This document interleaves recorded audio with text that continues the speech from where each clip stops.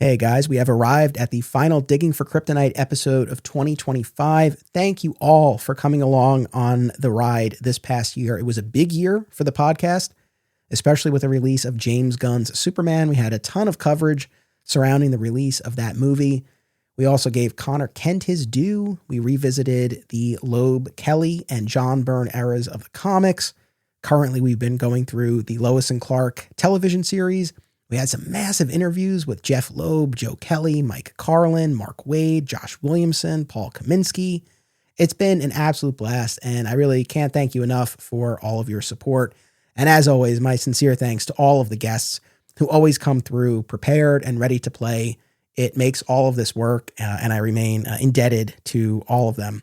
We're going to be off for a short end-of-year/holiday break. We'll be back with brand new episodes around mid-January 2026, so we won't be off for long. Please keep your subscription active. If you haven't left a rating and review, especially on Apple Podcasts, please take a moment to do so. It's a great way to share what you enjoy about the show, and hopefully that will entice others to check out Digging for Kryptonite as well. And if you've missed any episodes along the way, please take the opportunity to catch up, especially if you are a newer listener to Digging for Kryptonite. I know there's a fairly sizable back catalog at this point. So please feel free to dive in, catch up on any episodes that strike your interest.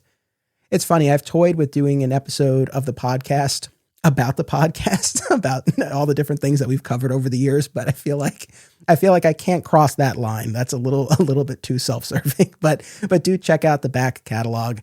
And also feel free to join us over on our spinoff podcast, another exciting episode in the Adventures of Superman, where we go episode by episode through the George Reeves series.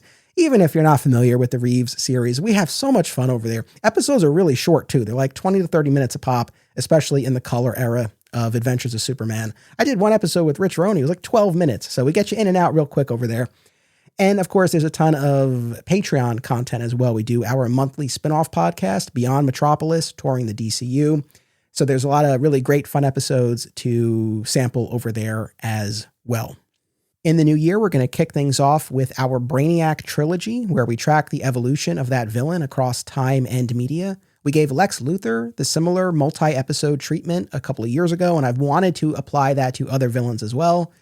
And given that we now know Brainiac will appear in James Gunn's Man of Tomorrow in 2027, this felt like the time to give Brainiac his due. So I'm really excited to examine the character through that lens and really look at the different iterations that we've had over the years.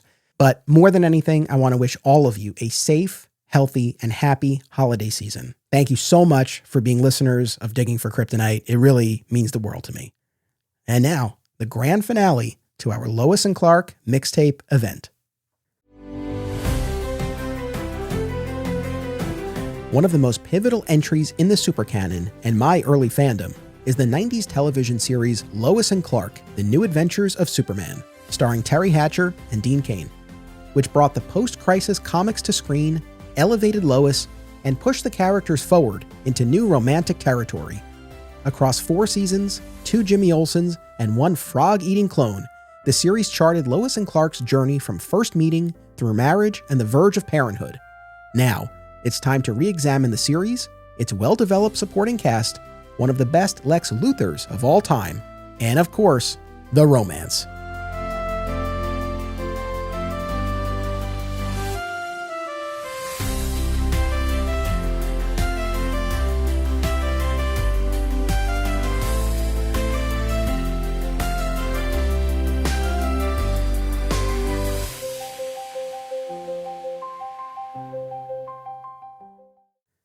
Welcome to Digging for Kryptonite, a Superman fan journey. I'm your host, Anthony Desiato. These are the Lois and Clark TV mixtapes. It's our last stop in 90s Metropolis, and for the big finale, we're counting down the top 10 episodes of Lois and Clark, The New Adventures of Superman. Joining me are 3 fans who have been loving L&C since 1993 and now host the Folks Forever Rewatch podcast. First up, we have Molly. Welcome to the show. Hello, welcome. Thank you for having me on. You're so used to hosting now. See, that's what happens. Now, Molly, correct me if I'm wrong. You're the resident Lego builder. Is that true? I do that, yes. I have a big collection, and Julie's trying to talk me into modifying one of the sets into the Daily Planet. We'll see how that goes. Very nice. I have to share. So my entire life, I've been waiting for a Power Rangers Lego set. And finally, it's been announced that they're doing a Megazord. And my 6-year-old son and I, we are very excited. I think I'd be excited even just on my own. But the fact that we're going to do it together, like I can't wait. So a fellow Lego fan over here. Nice. Next up, we have Julie. Thank you for being here as well. Yes, thank you. And on the note of collections, I mean, already I see it on the Zoom screen there, but I've also seen some of the photos that you've posted on Instagram, and I am simultaneously in awe and also a little bit jealous of the collection you've amassed. It's quite a sight to behold. It's a little crazy. Most people think it's crazy, but it's been fun. I've collected for, ever since I was a teenager, so it's become a museum in my house. Yeah, we don't say crazy. We say passionate. We love the passion. It's my passion. That's my hobby. Awesome. And last but not least, Jen, welcome to the show. Thanks so much for having us. Of course. So Jen, you and I were messaging over Instagram to set this up. So I guess I'll start with you. Would you like to share with our audience the, I guess, not so secret origin of your podcast? Because I know you kicked off your show with an explanation of how you came together and why you're doing this. But for our audience who might not have heard that, would you like to share how Folks Forever came to be? Sure. Well, the three of us have been friends for a very long time. We've all shared this love for Lois and Clark, and we're constantly talking with each other about the show and the characters and like the actors, and Julie's sharing her collection with us, and we're drooling. So over the years, we've kind of just had our own little banter going, and I think in the last 2 or 2.5 years, we started talking more about like, oh, it would be fun to have a little podcast. Now, none of us have ever done a podcast before. So we kind of just started gathering ideas and coming up with things that we might do. And over the course of the last 2 years, we kind of just eventually made it happen. Yeah, I don't know. I think our only holdout was really Julie, because she was a little nervous about doing it. And she finally she guested on a podcast, and she was like, oh, that wasn't so bad. I'm in. And then within like a couple months, we were recording our own episodes. So been fun. Yeah, that's fantastic. Yeah, sometimes you have to plunge in and do it. And I think back to the years when I worked at my local comic shop, and I always kind of had the idea of doing a podcast of some sort. And for whatever reason, I just didn't at the time. And then, of course, I got there eventually. And I always look back and I'm like, I should have done this even sooner. Right. But I love that you're doing what you're doing. I'll toss this to Molly next. I'm curious what the Rewatch podcast experience has been like so far. Things that maybe you've been surprised by, maybe challenges and or rewards that have popped up that you weren't expecting. Like, what's the experience been like so far? For me, I cannot remember the last time I sat down and watched from the beginning. Jen is a more like chronological watcher. I just pick whatever I want, whatever feels right. So this is the first time probably since the show went on TNT back in 97 that I've sat and watched them in order. And I've also been watching them more closely than I ever did before. Taking notes adds even more context. And then I get on the Zoom with these guys and they bring new things to the table. I didn't notice that. Hey, maybe that's a different motivation than I was thinking, why the character did this, and they'll bring something new. So it's been amazing just to not only revisiting the episodes personally, but then this just mind blown of information and opinions. And I've never felt so immersed in the show before, honestly. Oh, that's fantastic. Okay, this is the other thing I'm really curious to ask you, because in addition to this show, I also host a George Reeves Adventures of Superman rewatch podcast, the original Adventures of Superman. And it's been interesting, like getting a sense of the fandom of that show. And I don't want to overgeneralize or paint with a broad brush, but like I'm in a lot of these Adventures of Superman Facebook groups populated extensively by boomers who had grew up watching the show.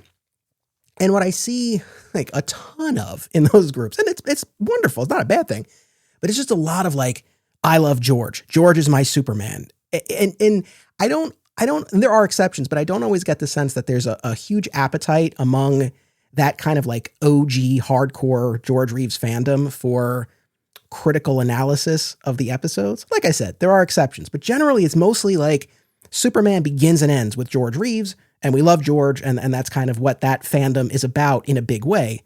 So, Julie, let me ask you, I guess, what sense, because you guys are very active on social media and you have your audience, like what sense have you been getting of the Lois and Clark fandom and their approach towards the series? It's very mixed, though, with Lois and Clark fans that I've noticed. There's some that are just Lois and Clark only. There are some that are Superman fans in general. So it really just depends on the person that you're talking to. Like, especially on our socials, we have certain people that will comment on just what happens in the comics that, correlates with what happened on the screen. So it's really a big mixture of fans of the show, fans of Superman in general, fans of the comic and the show, and all of the different iterations, like of the folklore, I guess. Gotcha. Which is pretty interesting. Right. Okay. So a little bit more of a mix. Yeah. I'm always curious because like when I did a top 10 episode countdown with the guys who host Superboy Beyond, we talked about the fandom of that Superboy series from the late 80s to early 90s. And they were telling me their sense was that the fans of that show were more critical and wanted to talk a lot more about what the show didn't do as well, what they could have done better. So it's just always interesting to see kind of what those individual pockets within the larger Superman fandom are like. Kind of speaking of the fandom, right.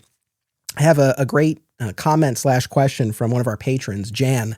He got it in just under the wire. He made it into our last episode here on Lois and Clark, but he taps into, I think, some big picture ideas about the show and its place in the larger Superman mediascape and its rewatchability. And I want to read what he submitted. And I've been marinating on it a little while. I'll offer some thoughts and I want to pose it to you as well. So Jan says, in the pantheon of live-action Superman shows, Lois and Clark feels like it's had the least legacy.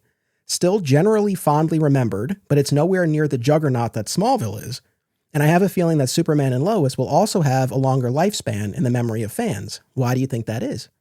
I ask because I think Lois and Clark is, for me, the most watchable of all the Superman shows. Smallville is a more interesting reinvention of the legend on paper, and Superman and Lois is the most well-produced of them all. But Lois and Clark is so easy to just pop on and revisit. Maybe it's the fact that it's the only modern live-action Superman show that just focuses on the traditional Superman status quo without much of an asterisk, besides focusing more on the rom-com angle. I just love the whimsical rom-com vibe. So I guess before I monologue about this, I'm curious, what immediately jumps out to any of you who'd like to take this? Molly. Well, we've talked on our pod before about other Superman iterations, and we've tried out pretty much all of them at this point. And we have never gotten into any of them as strongly as Lois and Clark. We tried watching Smallville. Some of us lasted a few seasons or one season. And then we were like, this isn't really my cup of tea. Why not? Because maybe it's not quite Lois and Clark, but what about it isn't right, And then we watched Superman and Lois. Oh boy, they're married. This is going to be romantic. This is going to be another kind of rom-com-y show. Oh wait, nope, they're fighting in space. Okay. And then My Adventures with Superman, same thing. Got really excited. I mean, I think that's probably my favorite of them all, but still, here comes some more aliens for him to fight. And he's fighting aliens again in every episode. And it's not Lois and Clark. So I feel Lois and Clark is just so unique. It just has this specific mix that got us interested, and it's never been replicated. And that's not everybody's cup of tea. Some people do want to see the Superman action. Some people don't care about the relationship. And maybe the reason that it hasn't, had this legacy is because the fans that like it, are maybe a smaller bunch. Or maybe it just hasn't been on. I mean, I know it was on HBO for a while and got some exposure, but I also think we were just at a specific age in our growing up that this was kind of a formidable age for us. So it impacted us a little bit differently. We were, 13-year-old girls, and it hooked us with, these 90s cute boys and then a really strong female lead. And I know I probably wouldn't have even given it the time of day if I hadn't been introduced by my dad, but I somehow did. And I think catching people at a specific time is also part of it. So Yeah, that's huge. I mean, I talk about this all the time, how I was the same age as Clark on Smallville when that show was running. And I think that was a big part of the reason why like, it resonated so much with me. Julie, any thoughts before I kind of share my take on this? Just that it is sad that it is kind of one of the more forgotten in, I guess, to say in terms that it's kind of forgotten, especially even by like Warner Brothers. You take the Warner Brother tour and it's not even mentioned unless you're like, hey, we're here because we like this show. I mean, they had the Superman Day and it wasn't mentioned. It's just I've always kind of wondered like why exactly is that it's just not highly regarded. I mean, it's from a long time ago, but there's things from a long time ago that are. So, it's just sad. Yeah, no, I hear you. I mean, I feel like there's a few things going on. So in terms of the rewatchability, I'll start with that because I think Jan is onto something there where for me, first and foremost, if I'm going to pop on a random episode of something, for me, it is going to be Smallville. But right behind that, I think would be Lois and Clark. And I feel like with both of those shows, obviously they had multi-episode arcs and plots that carried over throughout seasons and character dynamics. But both shows, and especially Smallville earlier on, it got more serialized towards the end. But with both shows, you had episodes that told complete stories from start to finish and could stand on their own. And with both Smallville and Lois and Clark, I can think of specific episodes, what happened in them, and even the titles of those episodes. I don't mean to always beat up on Superman and Lois, but with limited exception, I really can't do that with that show. I feel like with that series, each season had its own identity, and I can identify each of the seasons, but episode to episode, not really. Right. So in terms of that rewatchability, I think there's something to be said for that. And that might speak more to kind of shifting television landscape and how much more serialized things are now as opposed to being more episodic. But as far as that rewatchability, I definitely agree. And as far as not having maybe as much of a legacy, look, in terms of longevity, Smallville was on for 10 years. I mean, it's a full decade versus 4 years. So, there's something to be said for that. And like you were getting at, the accessibility. I know Smallville had a big resurgence when it hit Hulu. And with Lois and Clark, it's like right before I started rewatching for this run of episodes, they took it down. I mean, I had the new Blu-ray set anyway, but it's like, there's something to be said for that. Just people not being able to get to it. Yeah, I mean, I don't know. I think the last thing is to Jan's point about it being full on Superman, not about him becoming Superman or not about the end of his career. I think that it is a strength of the show and something that sets it apart. Like you wouldn't expect that to be like a distinguishing characteristic, but it is like it's just full on Superman. But yet at the same time, I don't know, maybe there's something, there's a compelling aspect of the origin story like we got in Smallville or the parenthood end of career aspect that we saw in Superman and Lois. I mean, I don't know. It's kind of hard to really pin down, but I just thought that got at some interesting ideas that I wanted to hit on. So I appreciate your thoughts on all of that. And I guess now's the time to get into our top 10 episode countdown. Yeah. All right. That's good. I'm very excited to compare notes. Audience, we've been down this road before. You know the drill. You know how we do this. We're going to count down from 10 to 1. We're going to alternate. Now, my episodes are long enough to begin with. So what the crew here at Folks Forever have done, they've collaborated on a joint list. So there's a Digging for Kryptonite list for me and a Folks Forever list, and we'll go back and forth. And as we typically do, if one of us names an episode that's on the other's list, we'll just talk about it together, right? So that we're not talking about the episodes twice at different points. And yeah, I was saying this off mic, but I'm super curious to see how much overlap and kind of what orders we landed on and all that. I guess my last question, just in terms of setup, is what sort of guidelines or strategy, so to speak, did you implement as you were putting together without spoiling the list? But I'm just curious if there was any strategy that you had in mind as you were coming up with your top 10. It was interesting how we had to do it because we had to come up with a combined list instead of individual. So what we ended up doing to make this work is we each came up with the top 25. And then we took that top 25 and combined it into the top 10. And Molly can probably speak better on how, because she actually did it mathematically. So it made sense. Molly? Well, and yes, and what the results were I don't want to say surprising, but satisfying in a way, because all of our top 10, this top 10 list that we're about to share, all of these episodes were on each of our lists. And there were only 2 other episodes besides these 10 that were on all 3 of our lists. There were at least, 30, 35 other episodes that maybe made 1 list, maybe made 2. So I'm very happy with this top 10. And for me, it was a bit interesting because since we started this rewatch podcast, I've been a little hesitant to just go off and watch 4th season, 3rd season. I've done it a little bit. Don't get mad. But so I also had to think of my 25 a little bit based on my memory. Do I remember? And so I feel like my list personally was a bit emotional, where it was like, how good does this episode make me feel? And like putting the ones that just pack the feels going down the list, and maybe not thinking too much about the plot, except for the 1st season ones we've already covered. I was able to think of those more, balanced, in a more balanced way. Okay. Awesome. Yeah.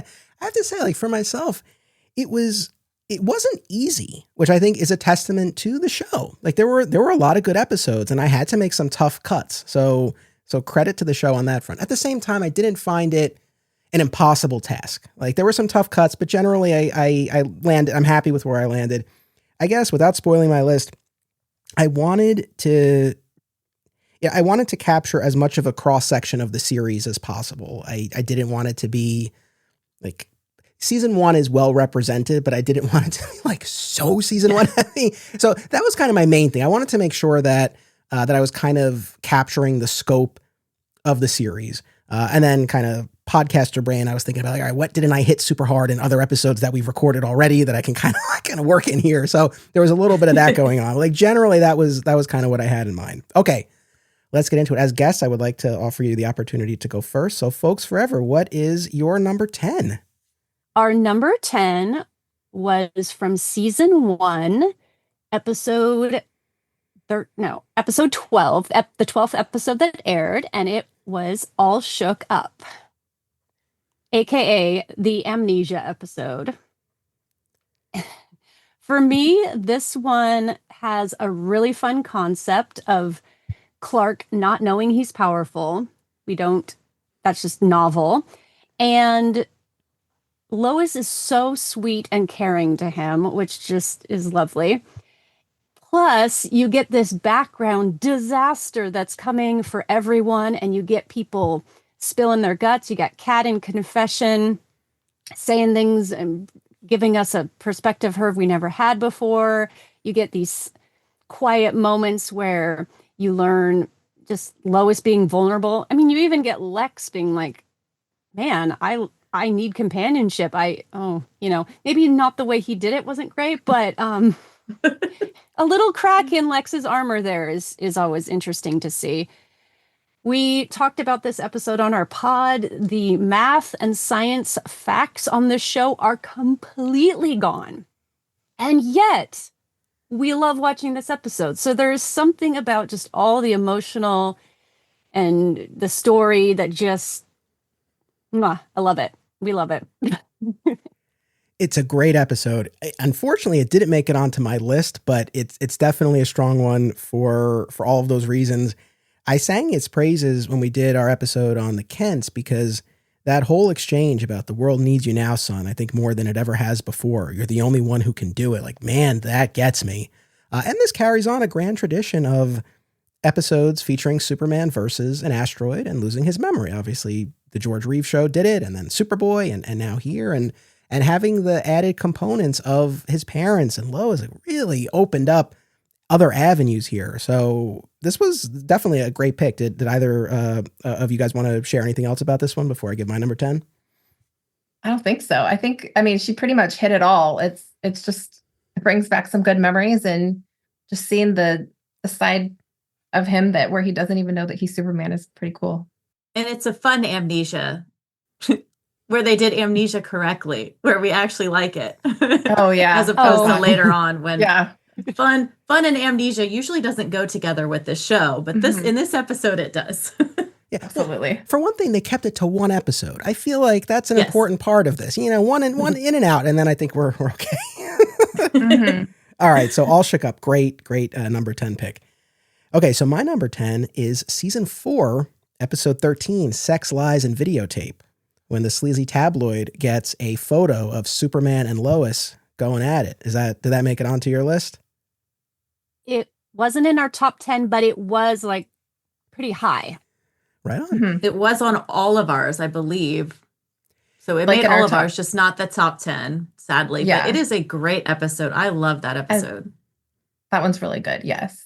Yeah, this has become a little bit of a theme in these episodes I've been doing. I feel like season 4 gets a bad rap. I feel like it's an underrated season. I think kind of my memory of it and just what I had heard over the years in terms of the overall discussion of the show, I didn't go in with high expectations. And for the most part, I was pleasantly surprised because it's like at least now we were past the wedding obstacles and we were getting into some new issues for them to explore as a married couple, like when Lois gets promoted over him. Like these are new types of disputes for them to navigate. And I thought this was a fascinating challenge to present them with. And it really opened up this philosophical argument about the truth and how they were going to approach this, whether they were just going to say no comment or outright deny it, or Clark gets to the point where he's ready to reveal that he's Superman, that Lois couldn't have cheated on Clark with Superman because Clark is Superman. And Lois has this whole point about like, well, how are people going to feel when they know you've been lying to them all these years? Like there's a greater truth to protect. And she wants Superman to issue a statement saying it's not true. And he butts up against that and this is, I think, the heart of this episode. He's like, it's true. We find out that the photographer, her camera got busted and she ended up having to fake the photo after all. But that original photo she captured was a true moment between them. And he really can't go against the truth of that, which I thought was really fascinating. Like I love that back and forth between them. And who's the true hero of this episode? Friggin' Jimmy Olsen to the rescue here. Because throughout the whole episode, he's like, how did they fake this? And he gets to the point, he tells Lois, he's like, I figured out how they faked it. And she goes, oh, it's fake? And he's like, yeah, like, of course. Duh. Yeah, there you go. Duh. But yeah, like it was great. Like, so he saves the day. It's just a great all around. And I would say in the realm of season 4, we have a number of, I think, really strong kind of multi-part stories. But as far as single episodes go, this is really up there for me in the realm of season 4. So that's my number 10 pick, Sex, Lies, and Videotape. Nice. That's a very good one. All right. Very good. Your number 9. Our number 9 is Wine, Wine, Wine. Now, I don't remember what season or episode number it is, but the one where Clark, is contemplating moving, which is a terrible idea. And then Lois shows up at his apartment and kind of puts it all on the line. And then we have that amazing kiss at the end where Scardino, we get to say bye-bye to Scardino. I know so many of my friends learned to hate that man. I still despise him. I'm so sorry to the actor who played him, but I was so glad to see him leave personally. But yeah, and then we had a bunch of cameos from people, and the fair at the beginning was fun, and Perry dressed up as the psychic or whatever he was. It's been a while since I've seen that one, since we haven't covered it yet, but so many good memories from watching that one. Yeah, that's the penultimate episode of season 2. Didn't make it onto my list, but that portion of the season is represented elsewhere on my list. But that's a great one. I mean, that moment where Lois tells Superman that they can only be friends, I mean, is a huge step for them. And yes, adios to Dan Scardino. I mean, look, I'm not going to die on this hill, but I feel like we need a little bit of justice for Dan. He did what the show called upon him to do. He's not my favorite of all time, but he served the function that he was there to serve. He just came in at a really bad time. Like they were so close. And then Dan swoops in and I'm a little bitter. I understand. But that's okay. And the whole idea of him being sued, right? Like, interesting type of angle to explore there as well. No, that's a solid one.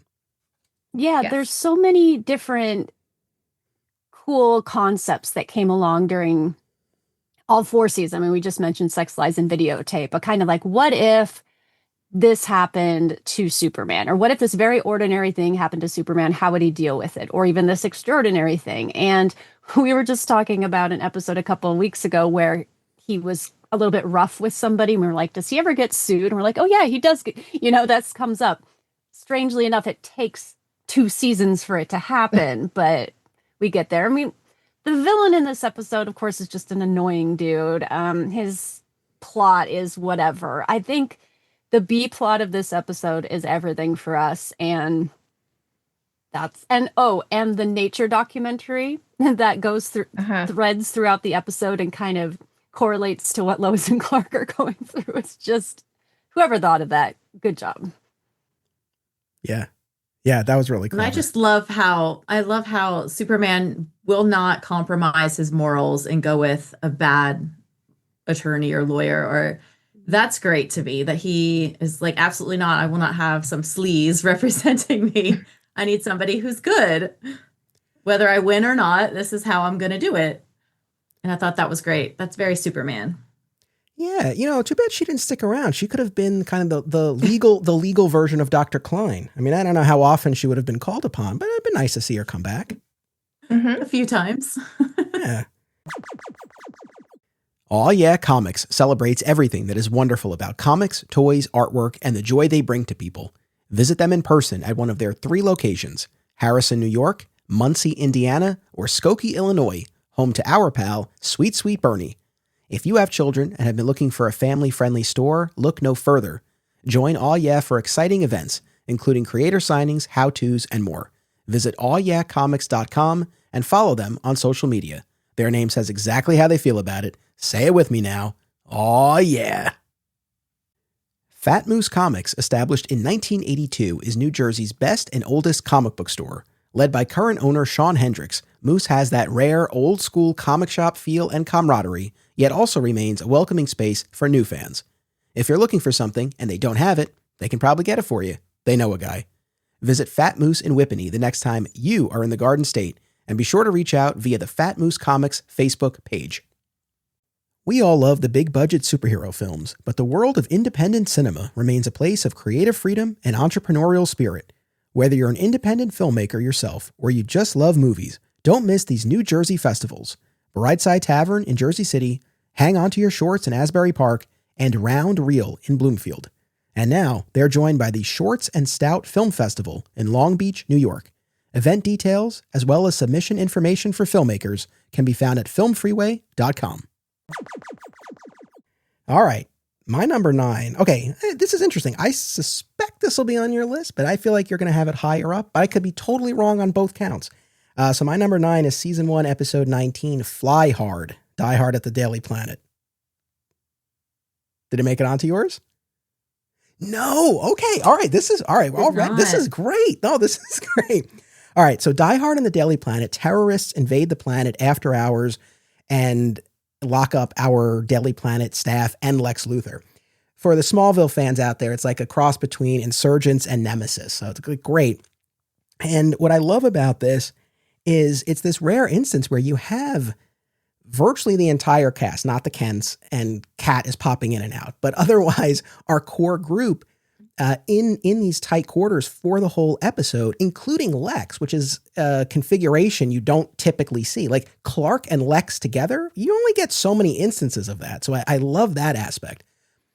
And I think what really grabbed me this time around was that, on this show, and we've talked about this a lot, and I know it's part of, you can't talk about Lois and Clark without this. Like in this iteration, Clark is who he is. Superman is what he can do. Clark is not meek and mild and tripping over himself and all of that. Like he's the guy. You look at the pilot when the cop is making light of the murder victim, and Clark is like, hey, show some respect. Like he's tough from the jump. But this was fascinating because he is continually hindered in the use of his powers. The terrorists have a dirty bomb that they threaten to use, so he's scared for everybody. But on top of that, people literally keep getting in his way. It's like he's trying to use his heat vision and Perry steps in front of him. He's trying to use his super hearing, and then Lois starts like banging on the door. But beyond that, he keeps preaching caution to everybody because he knows the danger. And that informed advice that he's conveying is really being misconstrued as cowardice. And he gets some verbal barbs thrown his way at Lex, and then Jack even picks up on that later on and kind of, dings him a little bit. So it was just kind of interesting, I thought, for this version of Clark in particular, to put him in that position where he's being perceived in a way that really doesn't line up with who he is and what he's about. Then you get really funny stuff too, like when Lex gets shot and Clark needs to divert everyone's suspicion while he uses his heat vision to cauterize the wound. And he comes up with this whole thing about how he needs an orange and tea leaves and gum. Chew this gum. Mm-hmm. Yeah, great. It's so great. It's great. So that one really stood out to me. And we haven't really talked about it much in our other episodes. So I was like, I want to make sure we talk about this here because I feel like this is a really strong season 1 episode. And we also get this business, we don't get a ton with Jack in that first season, and then he's gone after that. But, it seems pretty clear that he knows what Clark is all about by the end of this episode. But of course, keeps it to himself. So I love that side of things too. And, the other thing, we don't get a ton between Lois and Lex before we get to a proposal. Right? Like, I know you've been going through this first season. It's wild.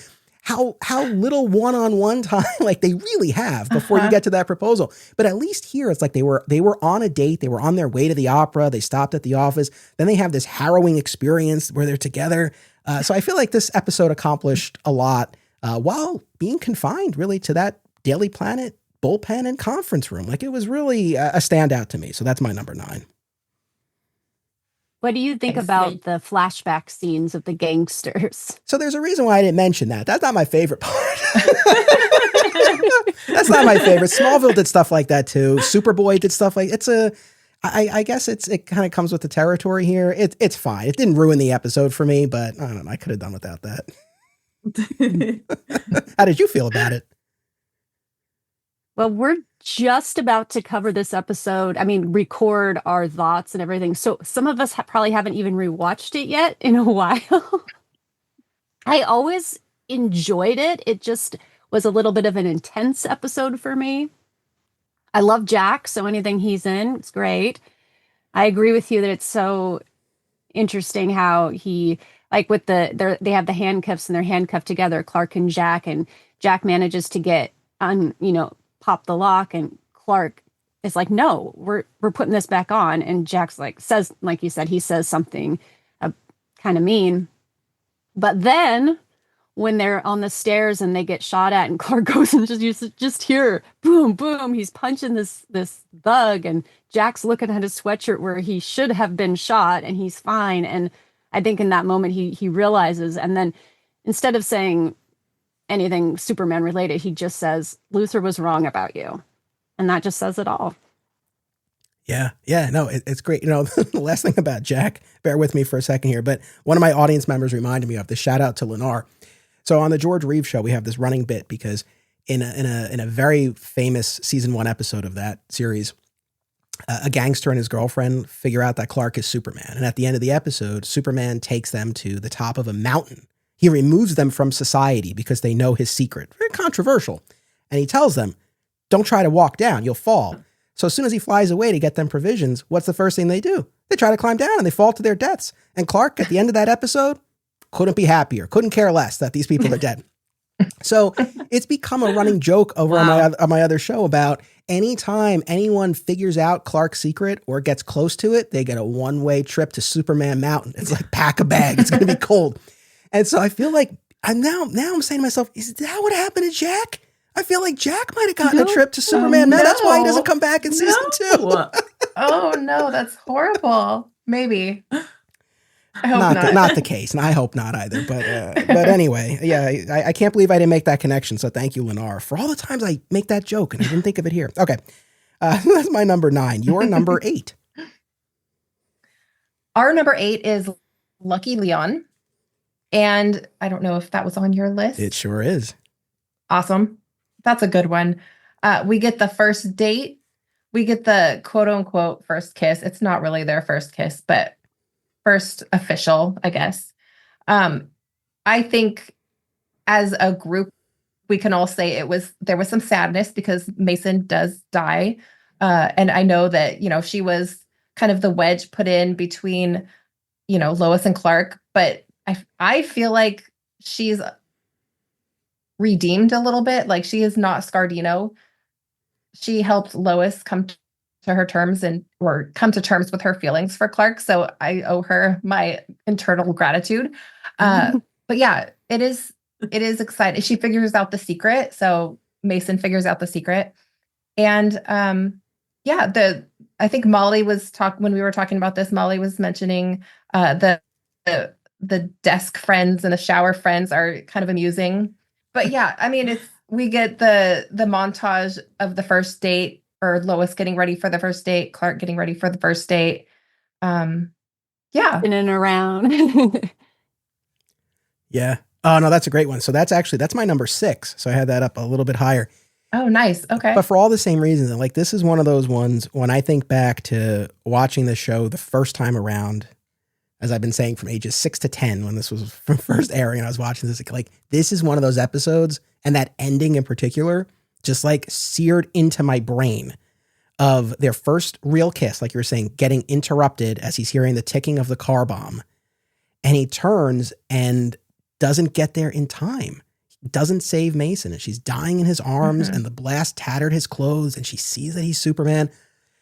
Now, as I rewatch it as an adult, I mean, I appreciate all the back and forth with their first date and that long dinner that they have, and Lois's freak out, and obviously all the Mason stuff. It is wild to me that she says, "I love you," not really to Clark, because he's already left the table by that point, but "I love you."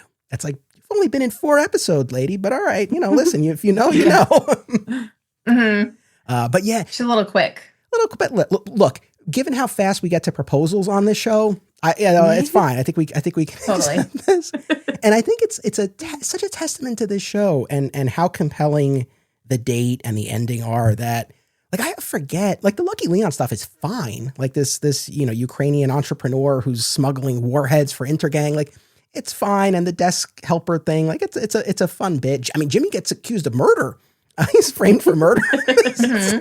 There's a lot going on. Yeah. And I don't know if that side of things is the strongest, but solid. And I think the emotional component of this episode is just so strong. So Lucky Leon, man, that's an absolute standout. Awesome. All right. So that was your number 8. My number 8. Oh man, I even been going back and forth on the order here. All right. I have to commit to this. So my number 8, and this, I think, but for the arc within which it appears, this would have been even higher. So I'm going with season 3, episode 17, Seconds, i.e. John Shea's final physical appearance as Lex Luthor on the show. Did this make it onto yours by any chance? No. Okay. No. Sorry. The arc has some contention. Yes. So that's actually very surprising for me. Seconds. Yeah. So what are your reasonings?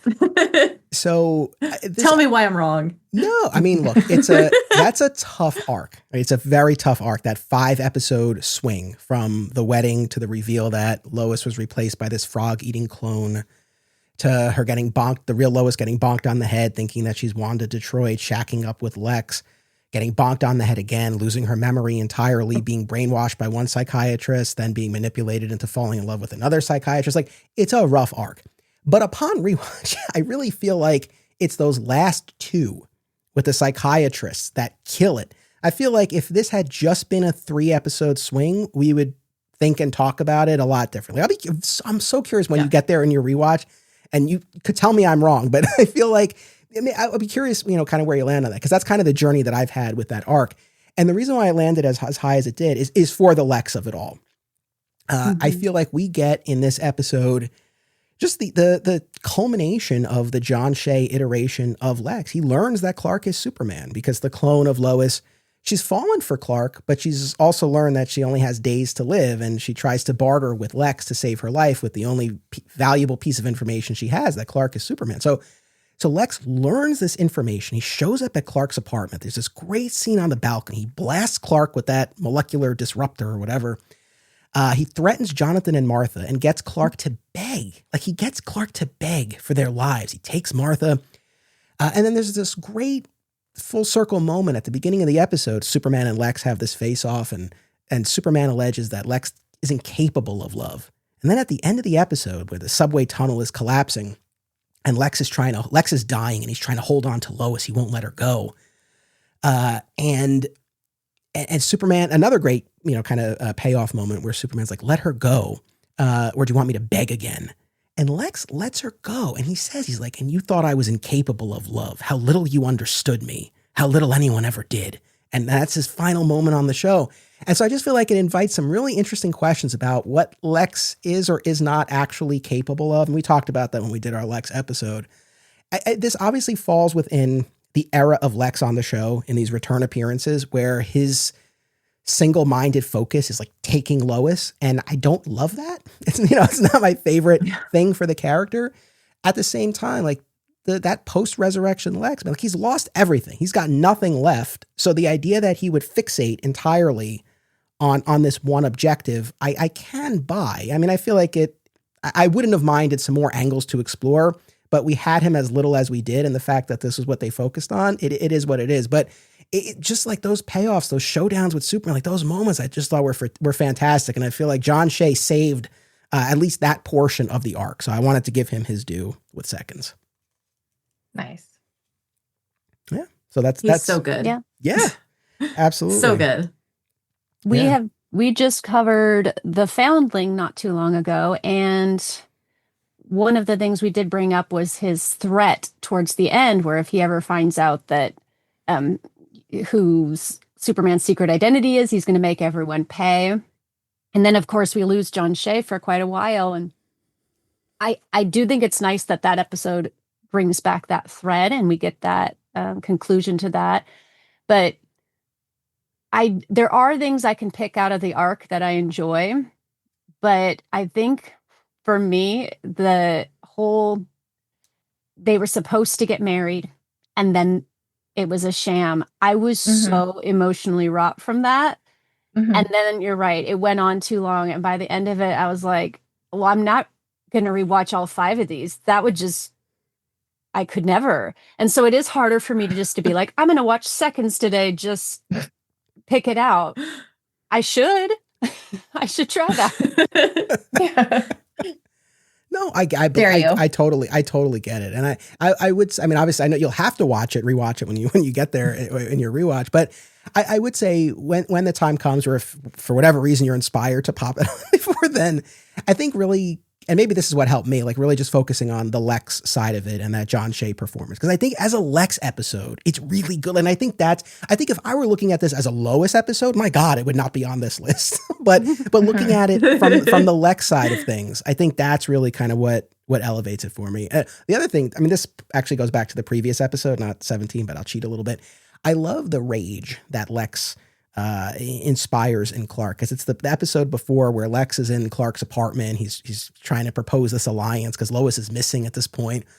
And Clark is like, do you have any idea how easily I could kill you? And Lex is like, something like, yeah, I'm sure I do. And Clark is like, no, you really don't. Like, this is great. Like, I love what he brings out of Clark, because you don't see that side too often. So yeah, good stuff. We're big fan of the John Shea Lex for sure. All right. So that was my number 8, your number 7. All right. Our number 7 is That Old Gang of Mine. Oh, I'm going to guess that's not on your list. This is the Al Capone one, the gangsters? The Al Capone, yeah. Mm-hmm. Okay, not on my list. No. All right, go for it. Yeah.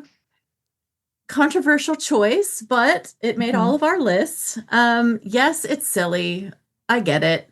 But it's fun, and you've got the death of Clark Kent and how everyone is dealing with that. Not just Lois, who is just devastated and maybe starting to kind of realize that maybe there's more than just friendship going on between them, and how her life is just completely going to change now that he's not there. But you've got Clark also dealing with it on how does he continue on, because he doesn't want to lose his friends. He doesn't want to lose Lois and Jimmy and Perry and everybody and his family helping him. And like, well, you can still be Superman, but that's not what he wants. He's not Superman. He's Clark, and that's not going to be the same kind of thing. And how does he get out of this situation? So it has a lot of emotional, things going through the whole thing, which I think is great. And Terry is just great at emotional and crying and Yeah. No, I think you made a great case for it. I think that is a little bit of a sleeper episode because I think like when you said it, I was, the Al Capone episode, but it's like, no, yeah, the whole, everything that you laid out there, I think really is a strength of the episode. And it gives us Emil Hamilton. I always forget he's on the show. Yeah. All right. Kind of thrown away, but yes, he is on the show. Yeah, unfortunately, I know he just gets usurped by Dr. Klein, but so it goes. But all right, that whole gang of mine. Exactly. Yeah, no, that scene that you spoke about of Clark talking with Jonathan and Martha, right? About like, no, you could still be with these people. And he lays out like all the ways in which it's not the same, really tying into the central theme of the show about who this guy really is and what Superman is to him, is as this disguise. So no, I think that's a great case for that one. Yeah, I'm surprised. Well, that's the thing. We're surprising each other with this. This is great. Mm-hmm. This is the fun of doing something like this because you think it's going to go one way, but you don't know for sure.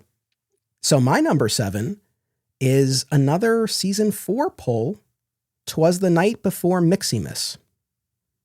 Did this happen to make it onto yours? Interesting. Not on yours. That's totally fine. Did not.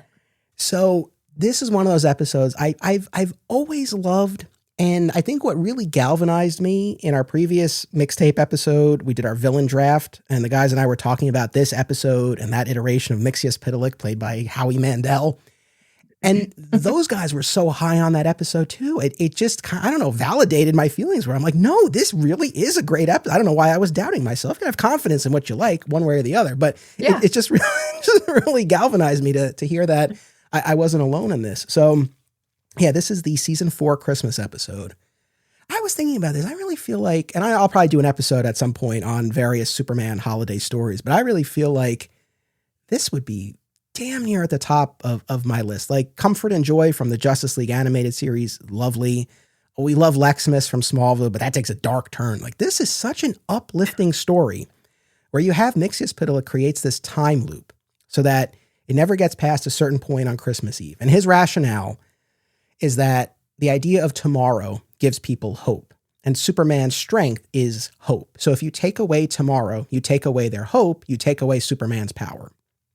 And so we get this great time, and I love a good time loop episode, and I feel like that's what this is. And each time we go through the day, and Clark's the only one who realizes what's going on at first, things just get worse and worse. Like Perry's big, beautiful tree gets smaller and smaller as he gets more and more despondent over not being with his family. Jonathan and Martha's financial woes worsen. Jimmy's girlfriend gets naughtier and naughtier, for lack of a better term, as we go along here. And outside the planet, in the streets of Metropolis, there are, I guess, two main encounters that keep happening. One is this guy who robs a bank. And at first, Superman apprehends him. We go through that a few times. But then Superman starts intervening earlier and earlier. And gets to the point where he actually has a conversation with this guy. Why are you doing this? He talks about how he lost his job. He doesn't have money for Christmas presents. He's let down his family. Well, the next time Superman gets there even earlier, sets this guy up with the job at the bank that he was going to rob. And then there's that old billionaire who falls from a building. Well, and it turns out, it wasn't an accident. He jumped because for all the money in the world, he's lonely. And Clark/Superman is able to connect him with these orphans who were displaced by a fire, and he's able to take them in. They've got this great moment at the planet with presents and singing Christmas carols. And it's like Clark wins the day in this episode just by that hopeful persistence and inspiring that in others. And in Lois, like he gets her to snap out of this, and then she helps him.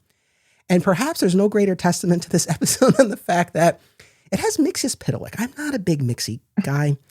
And I definitely would not have imagined Howie Mandel, of all people, in that role. And yet, it works. And that episode works. And it's and maybe it's because we're recording this right before the holidays. And so I'm in that festive mood. But I really think it's a top-notch Superman Christmas episode, holiday episode. And it's a favorite. So that's my number 7. And he saves the day, basically, not really even using his powers, which is cool. Like getting the guy a job and with the orphans and the singing. And it's not about the powers. It's about just giving hope and helping other people in general, which makes it good. Yeah, absolutely. See, I got a couple episodes from season 4, representation for season 4. Nice job. Yay! Justice for Dan Scardino and justice for season 4. We'll get there. Justice for 4. All right, so that was my number 7. Your number 6. Okay, our number 6 is We Have a Lot to Talk About. Okay, the season 3 premiere, yeah? Yes. Is that on your list?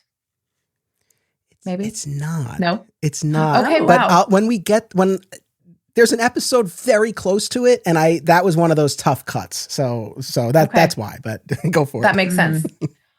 Well, we liked this one. Obviously, we get Lois's answer to the big question, the proposal, after an eternity of a summer. Like, that was the longest summer of my life, I think. Probably, well, maybe childhood life. I don't know. But we get some really cute Lois and Martha scenes. We get Clark and Jonathan having good conversations. Obviously, they have a lot to talk about between the two of them. Lois and Clark have a lot to talk about. And it's just kind of sweet to have Martha having a woman to finally confide in. Like, she's gone her entire life without having anyone to tell about her son, who has these, super secret powers. So it's just a really good episode. I think we as fans were waiting for it for the entire run of the show. Like, the big question was always, when is she going to find out? And here we get what her actual response is going to be to learning this big secret. So, yeah. The fact that we were waiting and this episode came, and it could have been a disaster. It could have disappointed us and not given us what we wanted. And yet it was perfect for the time. It gave us the answer, sort of. Never going to have to wait a little longer for the true answer. And then, oh my gosh, we're in an entirely new era now. This mind blown. She knew all that time. Ever since she said Clark back in May, she's known everything. I could not believe it when that first aired. Oh my goodness, my brain. Yeah, I mean, we've been talking about this in this run of episodes, the different eras of Lois and Clark, and there are different ways to carve it up for sure. Obviously, season 1 is very much its own thing under Deborah Joy Levine, but also if there's one line of demarcation that you can draw in the show, it's at the start of season 3 with her learning the secret. And the way that comes out, the who's asking Clark or Superman. I mean, it's so iconic. It's perfect for Lois. All those moments that you singled out, the flight that he takes with her at the end of the episode into the stars there, to be able to share something like that he hasn't been before. No, it's a fantastic episode. And then my number 6, you already heard, which was Lucky Leon. So now that we're at the halfway point here, we'll do a quick recap. So far, I have Sex, Lies, and Videotape, Fly Hard, Seconds, 'Twas the Night Before Miximus, and Lucky Leon. And folks, forever here, you have All Shook Up, Wine, Wine, Wine, Lucky Leon, That Old Gang of Mine, and we have a lot to talk about. My love of the TV series Smallville is well documented, and there's one Smallville podcast that's always at the top of my queue. Always Hold On to Smallville, hosted by our pal, Zach Moore.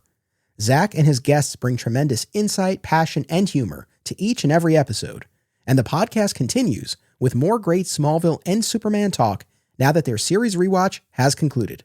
Listen wherever you get podcasts and keep an eye out for the other shows under the Always Hold On To banner. As a Superman fan, have you ever wondered what would happen if a person who knew barely anything about comics decided to absorb hundreds of Superman stories from all eras and media? Robbo is that kind of person, and that's exactly what he's done on a new show called This Podcast Will Never Die. The first season, called Superman Will Never Die, starts with all the unexpected ways the Man of Steel stood out from the pulp heroes on the newsstands in 1938. Listen and subscribe to This Podcast Will Never Die, and you'll never look at Superman's trunks the same way again. We love digging into epic comic book runs, but what about the art of the single issue? Single Bound is a new podcast series hosted by married couple Amy and Logan as they review single issues of comics. And if the title also makes you think of Superman, you're not alone, as the Man of Steel is Logan's favorite character and a regular topic of discussion on Single Bound. Listen and subscribe on Spotify and YouTube, and follow the show on Instagram at Single Bound Podcast. So now we move into the second half here. So far, we've only had one episode overlap. This is fast. I love this. Wow. The beauty of this is like we get more episodes represented here, more episodes that we're talking about and putting on people's radars. Beautiful. All right, your number 5. Our number 5 is also good for this time of year because it is season 2, episode 9, Season's Greetings. Okay, not on mine. I don't like this episode. Go for it. Okay. Do you want to share with everybody what you're holding up here? All 3 of you have it. This is beautiful. Julie made space rats. Yeah, I did. They're One year, pretty amazing. Yeah, one year I had fun and I just, was stupid and made space rats for everybody. And they have a little foam like cheese guns and it's great. All right. If I had a space rat, I'd probably like the episode more too. But no, it's our first Toyman episode. Please go for it. Yes. So this episode was to us just pure Christmas magic. Some of us watch it year after year. I remember the first time seeing it, how just funny it was and silly. Of course, we were young, but to see Lois and Clark and Jimmy and Perry acting like little children and just being wacky, which we've seen before in Pheromone My Lovely. But as we talked about it on our pod, Pheromone My Lovely, while fun in ways, has sort of some maybe not PC elements to the whole, acting differently thing, sexual harassment, perhaps. Season's Greetings, I don't know if you can say there's anything wrong with it ethically, because they're so silly and racing across the newsroom. Terry giggling. Terry Catcher goes for it in this episode. Plus, of all the Christmas episodes, I feel like this one has the most just background Christmas carols playing, just the most beautiful music, the carolers at the end. I feel that this one just is energetic from the beginning all the way until you get to Lois's apartment. And all of a sudden it kind of just calms down and it's a little different vibe, but it's so sweet when Clark comes to her house or her apartment. She invited a bunch of people. She thinks none of them are going to show, but she still makes a meal out of hope. And there's a knock at the door and it's Clark. And after they talk a bit, they hear carolers out the window. They look out the window. It begins to snow, very classic Christmas episode sorts of things. But then the moment that folks just lived for, she puts her head on his shoulder. And of course, 14-year-old me is like, okay, I guess they're getting married now. This is romantic. I know, I get that this episode is not for everyone, and I thought this would be controversial that we all put this on our list, but like Molly said, it's just great fun. It's just nostalgic for me. I watch it every single year. I get that it's ridiculous, but it's fun and ridiculous, and it's Terry just having so much fun. Clearly having fun in this episode because she's just going for it. And I always love when they have Terry showing off her amazing physical comedy. And she is great in this episode. Hopscotch. Over the top. Great. Those pens and magic marker. Or that scene where she has to create the diversion at the toy factory and she's like, get this space rats. He has to carry her out on his shoulder. And she's just like, I'm fine. No. You're selling me on the episode. That's one that I would be open to taking another look at, especially this time of year. Maybe I'll get a little bit more out of it. I did always love that ending. It's a really lovely ending. And Molly, as far as being like, oh, now they're going to get married again, like you weren't off by much. We would get a proposal half a season later. So, you're pretty on the mark there. Seriously. But no, you've made a good case for it, and maybe that also has a place in our holiday lineup here. And I love the toy there. That's fantastic. All right, my number 5. I will be shocked if this is not on yours. I just think it's going to be a lot higher, or maybe not, I don't know. That's the thing I've learned. I cannot take anything for granted here. All right, so my number 5 is Honeymoon in Metropolis, season 1, episode 11.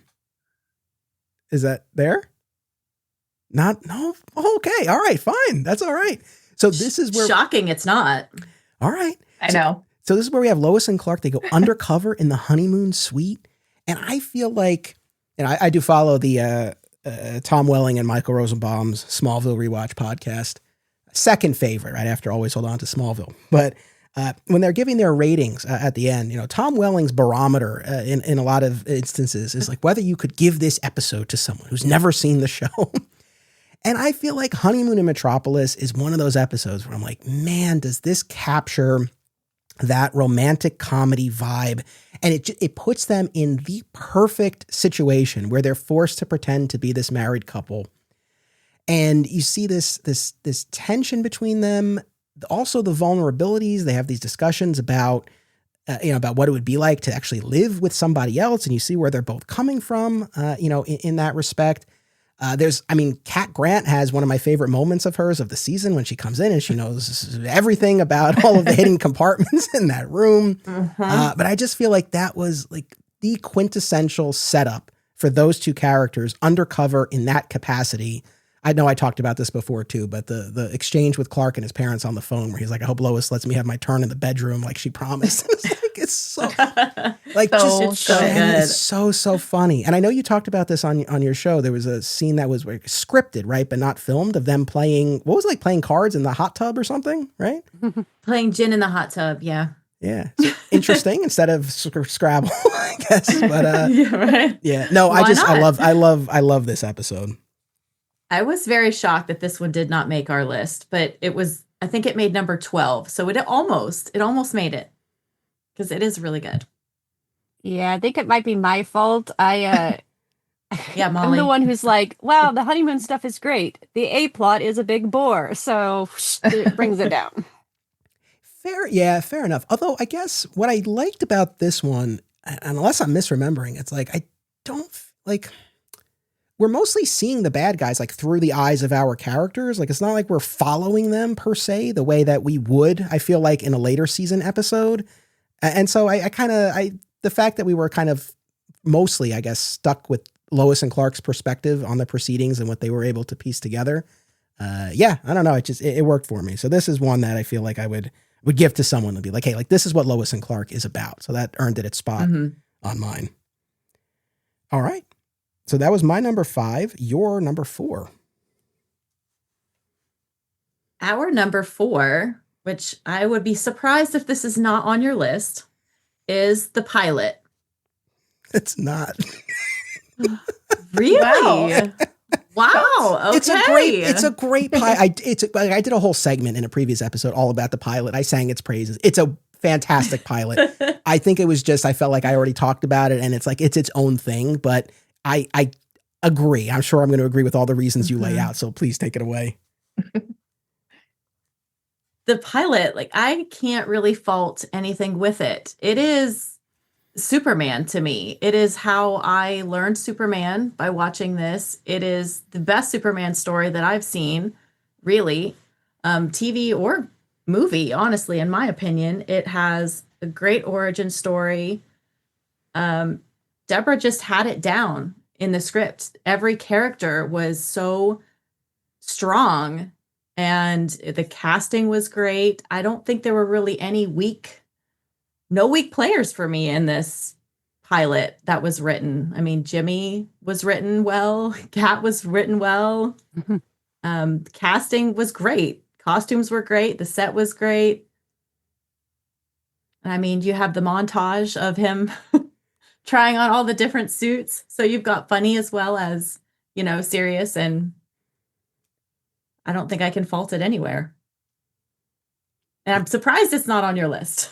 I feel a little judged now, but no, like I said, it's more, I just kind of put it in its own category sort of thing. But no, I agree. I mean, I feel like this might be one of those things, like, I don't know that I would have any notes for it. All the stuff we talk about, it's always like, I wanted more of this or less of this. Why they do that? It's such a solid. Well, and that's the thing about it, right? Is that it stands on its own. You could look at it as this hour-and-a-half TV movie, and you get a complete story from start to finish. But also, it's a magnificent pilot that introduces this world, the characters, all these dynamics that are going to continue to play off. Yeah, no, I mean, it really is a phenomenal pilot. It's not on my list, but it's great. It's great. You're forgiven, I guess. I know. Well, let's see. So that's your number 4. All right, my number 4 is the season 3 finale, Big Girls Don't Fly, where Clark leaves for New Krypton. Did that make it onto yours? Not on our list. No. It's all right. Wow. Still good. So in addition to, I guess, really coming around on season 4, the New Krypton arc, this 4 episode, I've been talking about it in every episode we've done. I'll keep this quick. That ends season 3 and begins season 4, I feel like is all the best parts of the show coming together. And I feel like that season 3 finale, Big Girls Don't Fly, it is the emotional high point where Clark makes this incredibly difficult decision to leave. That magnificent scene with Jonathan and Martha when they talk about marching for civil rights, and they were asked why they did that, and they just knew that it was something they believed in, and they asked Clark, is this his fight? So the role that they play here is magnificent. You got this beautiful full circle moment back to the pilot where just like Superman flew Lois into the bullpen, now we have him leaving her behind as he leaves with Ching and Lady Zara. We get Tez, the shape-shifting assassin Tez, who freaked me out as a kid. Like it's the one thing from this show. Scary. Where it's funny because we talk about everything Superman related, and I know people were scarred by the robot woman in Superman 3. That scarred a lot of people. That, I don't know, it didn't really register with me. But Tez really creeped me out as a kid, but was so cool. The scene where he's impersonating Martha and she's stabbing Clark with all the knives and everything. It's genuinely funny. And I feel like, I've said this before too, but like so much of season 3 was about these obstacles placed in their way to getting married. But I feel like this one was different because yes, there was this external force that entered their orbit, but it still ultimately was a choice that Clark had to make. Like the new Kryptonians didn't show up and like throw him in a ship and take him away. Like he ultimately had to make this decision, and he did. And it's such a resonant moment between Lois and Clark when they talk about how in their hearts they're already each other's husband and wife. And we get him in the black suit in that final shot at the end of it. As someone who came into all of this with the death and return of Superman, man, I'm always a sucker for the black suit. So yeah, I mean, I just feel like I said, that arc is a favorite of mine, and I feel like that episode really like taps into the best of it. So that's my number 4. I had that even higher, and I moved it because I was like, this is too radical a pick. Yeah. Well, the you're black making me suit, think- I remember as a kid. That as a teenager, seeing him in the black suit, say less. That's all. That would be up there for me just because of that. Sorry. I love the red and the blue, but this is nice too. No, you're making me think that like I sometimes will not just drop, or I won't just pick out an episode to watch that is in the middle of an arc. Maybe that's why I don't just pick seconds, or I don't just pick Big Girls Don't Fly, because I think, oh, if I'm going to watch this, I have to watch this arc. Whereas with season 1 and 2, the more just individual episodes, you can go back and pick them out.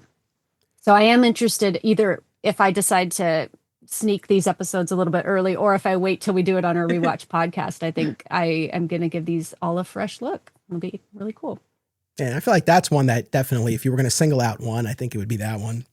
There's great stuff throughout. I mean, this is cheating a little bit, but the episode before where Ching and Zara are talking about the fact that like Clark has not exerted his will over the people, even though he's stronger and he could.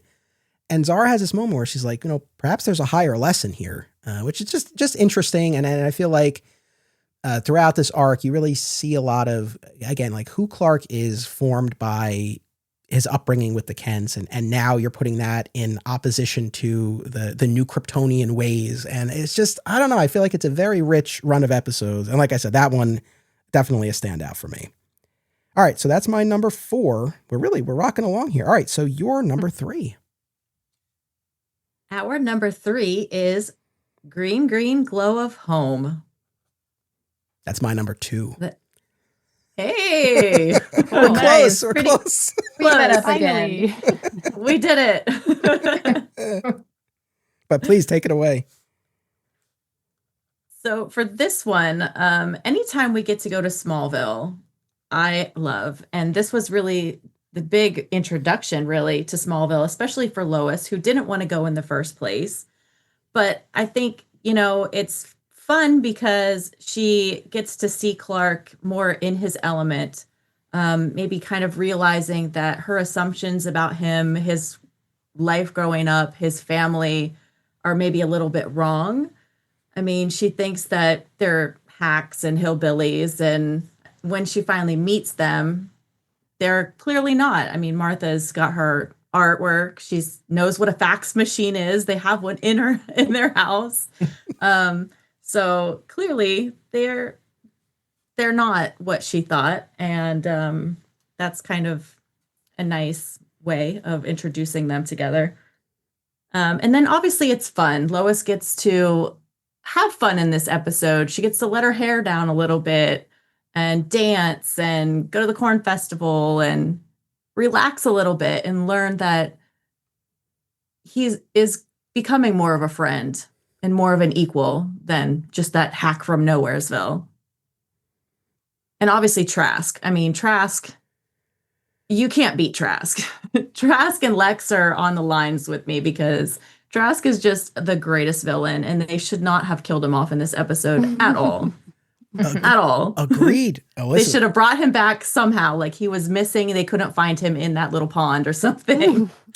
It's like, especially when we get to the point where we no longer have John Shea on the series, it's like, they tried to get something going with Intergang. I don't know that really ever came together in a meaningful way, but I feel like, Trask was someone they could have gotten more mileage out of. When we did our villain draft, he was a high pick of mine because, this is such a good episode. I mean, this is my number 2. Yeah. It almost was number 1, but it didn't quite rise to the level, but it's so good. That fight in the water at the end between a depowered Clark and Trask is so good. Yeah. I love how he's powerless during pretty much almost the entire episode. And it's how he wanted, like what he always thought of his life. He always wanted to be this normal guy. And now he's realizing that maybe he doesn't. Maybe there's not, what he really wants. Yeah. I think it's this episode where Jonathan says to him, you want to be normal, but normal for you is something different. Well, I don't know if it's here or a different episode, but yeah, I mean, to have him have the opportunity to experience what he's always craved in some way, shape, or form was fascinating. Yeah, no, I echo all of that. I mean, Lois in Smallville is great. I mean, this is one of the things that I was surprised by in my recent rewatch of the entire series is how infrequently we are actually in the town of Smallville. I mean, unless I'm mistaken, and you remind me about season 1 because you're just about done with your rewatch, but it's this episode, and then it's the new Krypton arc when Smallville is occupied at the beginning of season 4. Otherwise, yes, there are other instances where we're on the farm, but even that, I guess I had forgotten this, but it's like when you get to a certain point in this show, we just don't go to Smallville anymore. We don't go to the house. Like the Kents are constantly flying in.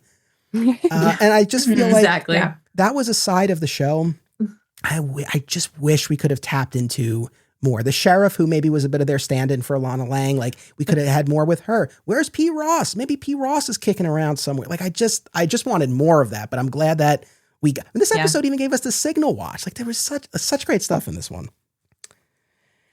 So my number 3 is the season 2 finale, and the answer is. So where's That's yay? That's our number 2. All right, that's okay. And I think, all right, I feel like we're going to have the same. I'd be shocked if we don't have the same number 1. But again, you never know.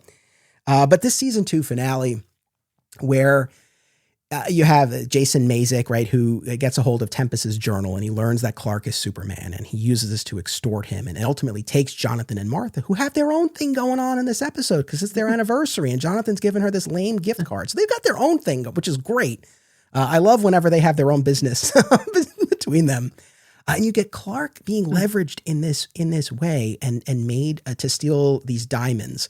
And he's in his black leather jacket and his face mask, and everyone's commenting about how good he looks in black. Mm-hmm. And of course, Lois sees this and he confides in her. And this intersects with the point where he's ready to tell her he's Superman. And I I feel like this is an aspect of this episode and their series long arc that should never go overlooked, is that, and I even have to remind myself of this because I really don't love that he proposes at the end before he's told her.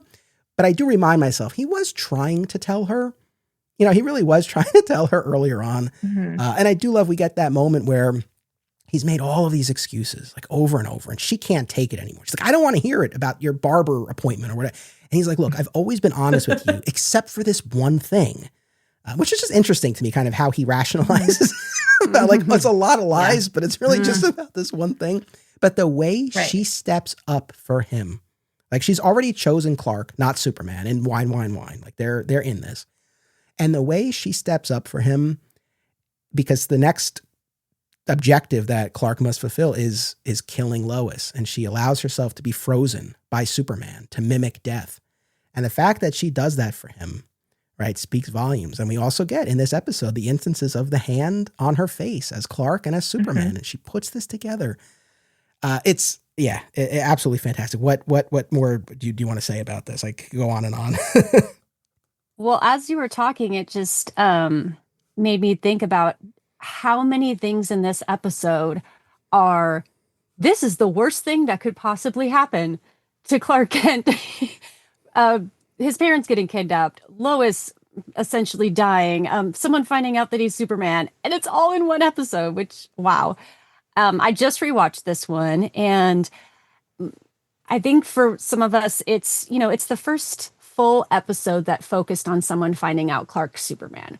We got it for a minute in Green Green Glow of Home. We got it for a couple minutes in Top Copy, and there may be another one I'm leaving out, but the whole episode centers around this concept. And we've been waiting for this, right? Because this is a big deal. And then on top of that, he's trying to tell her his secret. And we're like, yes, he's going to tell her. And I remember the previews for this episode. The first time we saw the preview for it after Wine, it's like, Lois, I'm super ring, ring, ring, ring, ring. Oh no, he's going to try to tell her, but it's going to get cut off.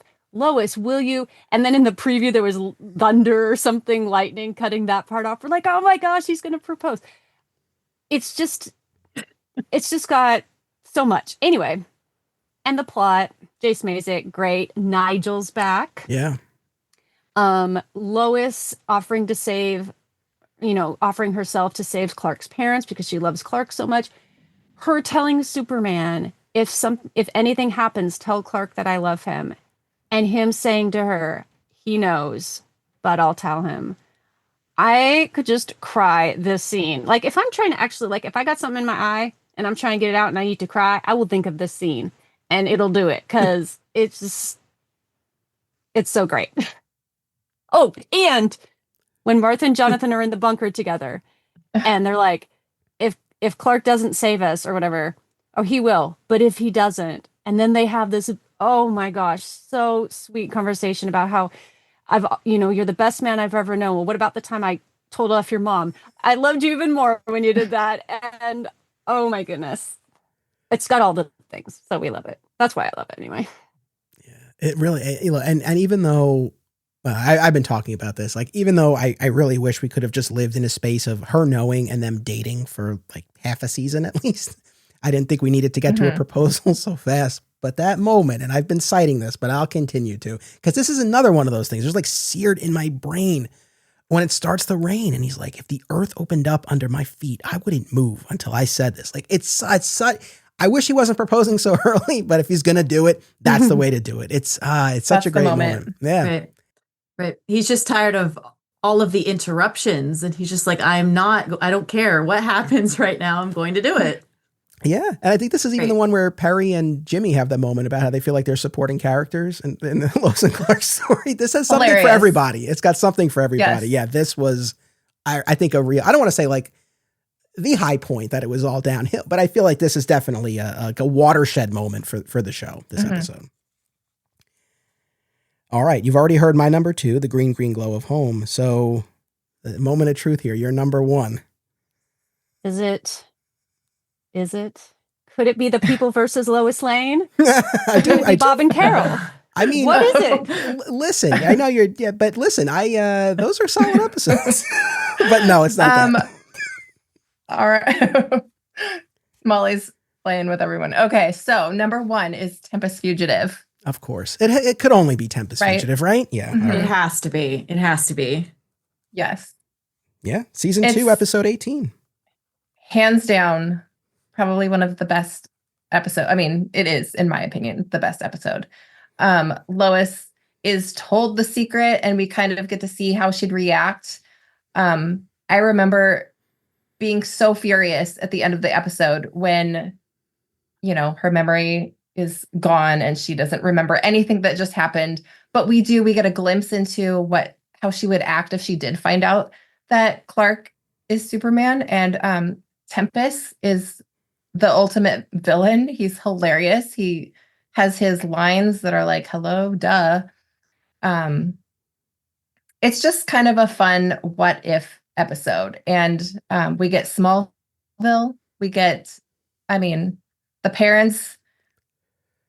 And it's Lois essentially being angry at Clark, but essentially putting her anger aside when she needs to. And then she helps to save his life. So we also get the spaceship.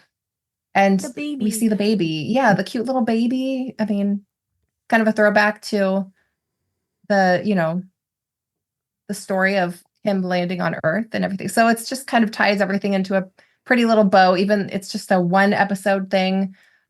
I wish sometimes that we could have had it go on a little longer, like an arc, like they did later on in the series, but that's okay. So yeah. And then we hear Superman is what I can do. Clark is who I am. Yeah. Which is important. Yeah, he really articulates the thesis of his character, at least on this show. And obviously we had been seeing it for almost 2 full seasons by this point, but it's like that really encapsulated this take on Clark/Superman, which stemmed from the comics of the era as well, but definitely was a departure from what people had seen on the big screen in recent years. Although it does harken back to what we saw on the George Reeves show. But yeah, to have him actually say that was something. Yeah, I feel like this episode is the most Lois and Clark in all the best ways. Because I feel like Tempest, and we talked a lot about the villains, but the villains on the show, our pal Rob from All Star Superfan, he coined the term like goofy guys. Like a lot of them fall into the goofy guys category. Lex, of course, is in his own league. We got adaptations of DC villains like Metallo and Mxyzptlk. We get a couple versions of Toyman, Prankster. And then there's Tempest, like an original villain who I really feel like is in his own category as well. And I've been thinking a lot about this episode, and it's come up in virtually all of our discussions. And I feel like, I don't know, it's this balance between the stakes are so high. Like Tempest is going back in time to kill Superman as a baby, to erase him from existence and thus prevent this utopia from coming into being in the far future. So the stakes are like so high, but then it all comes down to these like personal moments of Lois finding out the secret. Like you said, that initial anger, coming to terms with it. I've been citing that scene in the car where she's like, I realize how alone you were. And he's like, well, I wasn't alone. Like I had my parents. That scene with them drinking buttermilk with the young Jonathan and Martha. And that's such a sweet exchange between Clark and Martha in particular. And then like Lois and Clark teaming up to fight Tempest. Lois is getting in on the action. Clark changes into Superman in front of her, something he always wanted to do. Tempest taunts him for the costumes. My mother made it for him. Like it's, oh my God, like it's such a good episode. Yeah. This could only be our number 1. So, Yes. Actually, but you brought up something. Like, I'm curious to get your take on this, Jan, or anyone else who wants to take this. The idea that the genie was put back in the bottle for Lois. That's only for a few episodes, right? Because at the end of the season, she'll figure it out. But the genie is put back in the bottle. Do you feel like that was the right step for the show to kind of like test the waters, show us like a version of what this could be, and then kind of get another crack at it? Do you wish she had just continued to? No, just curious thoughts on that. At the time, I wanted it to keep going. Obviously, hindsight is 2020. I completely respect that they had to, take it away from us as soon as they gave it to us, because eventually we would get that storyline and it would be really good. I mean, let's be real. It was still a good storytelling element that we got. So I appreciate that they kind of gave us a little taste tester spoon to see how she would react, because a lot of us were having those exact questions throughout season 1 and season 2, so we just wanted to see how she would react. And that's them giving it to us. And then we would get the real thing later. So I liked how they did it. Yeah, I wish that we had had they found some other ways to do something similar, whether it be like a dream sequence or I don't know, at least one version where Clark straight up tells her the truth and she reacts to it. That would have been great. There were complaints, that they could have gone that way with Oedipus Rex because she gets her memory back, but nope. Lois figures it out again. Well, good for Lois, but we still don't get that one. So that's my only regret, though. But I remember when this episode, right before this episode aired, Tempest Fugitive, the preview aired after the previous episode. And then it was like, Clark Kent is Superman. And I'm watching this going, what? I can't believe it. And I was so excited. I'm telling my parents, like, she's going to find out. It's going to be, I can't believe this is finally happening. And my parents are like, it's going to be all a dream. It's not going to last. I'm like, no, it's not. This is it. And then they were right. I was so mad. But you're right. We didn't have to wait very long for it to all turn out okay. And I know Tempest comes back later, but his diary and his influence comes back into and the answer is very important, of course. So those two episodes are tied together in a way, and more than one way, actually. Yeah, it's funny, man. As you're saying that, though, I'm thinking to myself, like, what a missed opportunity to not do a version, even if the genie were put back in the bottle, of Clark actually telling Lois. Because, yeah, we get Tempest telling her here, and then she figures it out on her own. Yeah, it would have been interesting just to see the two of them play that out. Yeah. All right. Well, so it goes. But like, I'm cool with how this played out as well. It's so funny. So when I say I watched Smallville religiously, I watched it religiously. Like I love, and it's on Smallville. We got versions of that. I was going to say but Smallville did this multiple times. and Clark always knew once everything was reversed. Like he knew that he had told the secret or the secret was found out or whatever it was. I do think it's interesting here that both Lois and Clark, neither of them retain their memories of the time travel adventure. But it's interesting because like there's a version of this episode where, because he's Kryptonian, like he's able to retain the knowledge of their time travel adventure. And then he like knows how this would play out, but he still decides not to tell her for whatever reason. But, they don't do that here, which I don't know is a good thing or a bad thing, but just kind of interesting. Like they made that choice. Cause like I said, the Smallville fan of me is it's the complete opposite every time we got a version of that on that show. But yeah, man, Tempest Fugitive, an absolute standout. All right. So recapping the top half of the list here, for me, I had Honeymoon in Metropolis, Big Girls Don't Fly. And the answer is The Green Glow of Home and Tempest Fugitive. Folks Forever had Season's Greetings, the pilot, The Green Glow of Home, and the answer is, and Tempest Fugitive. So in the top half of our list, we had much more overlap. But yeah, I mean, Julie, like you predicted at the beginning, like about half of episodes overlap. But this was fascinating. Is there one honorable mention that was like the hardest one to cut, or the one that maybe conjured the most discussion or debate? Is there any one episode that like, that was the toughest one?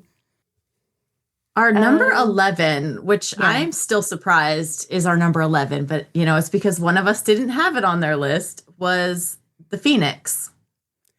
So it was so close to making it. That's it. I'll be honest, like in terms of my own honorable mentions, I toyed with Foundling because I really do like that one. But like I said, I didn't want this to be so season one heavy. But the other two, one was House of Luther, also season one, but that season one finale, and Phoenix. Those were probably the two like toughest cuts on my end as well. Well, I can't thank you enough. This was so much fun. I'm so glad that we could connect and do this top 10. And yeah, I mean, hopefully this gets people thinking and talking about about these episodes and maybe going and giving them a rewatch. And as always, right, I invite the audience, like share your top 10s. I'll put together a graphic at some point with all of our listings and all that good stuff. But I'd be curious to hear where other people land on this. So what would you like to share with folks about Folks Forever, where they can find you, how they can connect with you, all that good stuff? Okay, well, you can find us on Instagram as Folks Forever, FOLCS FOREVER. We have a website which is linked from there. And you can find our podcast, I think, on nearly every podcasting platform, at least all of the major ones. So check us out. I know. I feel like we're at the point in this podcasting realm, because I feel like years ago I had to be more specific about, well, we're on Apple and Spotify. Now I think people listen to podcasts all the time. We know, which is a good thing. I love that.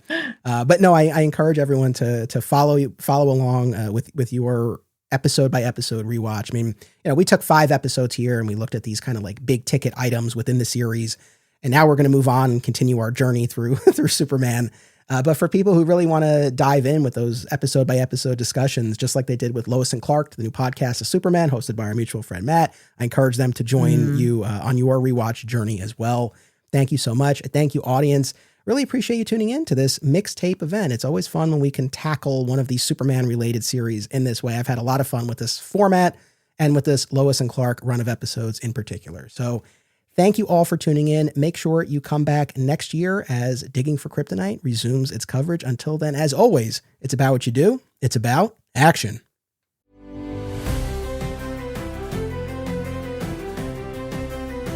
This podcast is an affiliate of BCW Supplies. The next time you need to restock on comic book bags, boards, boxes, and more, be sure to use promo code FSP to save 10% on your order. That's FSP for Flat Squirrel Productions. It helps support the show too. Thank you. By popular demand, Digging for Kryptonite merch is now available at our TeePublic store. Visit the link in the show notes to get your DFK shirts, hats, mugs, and more. Support the show and receive exclusive content, including the spin-off podcast Beyond Metropolis, by becoming a member at patreon.com/Anthony Desiato. My sincere thanks to all patrons. Please subscribe, rate, and review today via your platform of choice, and continue the conversation by joining us on social media. Flat Squirrel Podcast is also home to another exciting episode in the Adventures of Superman, now covering the color era of the classic George Reeves series. Subscribe today. Digging for Kryptonite is a Flat Squirrel production. Key art by Isaiah Simmons and theme music by Dan Pritchard.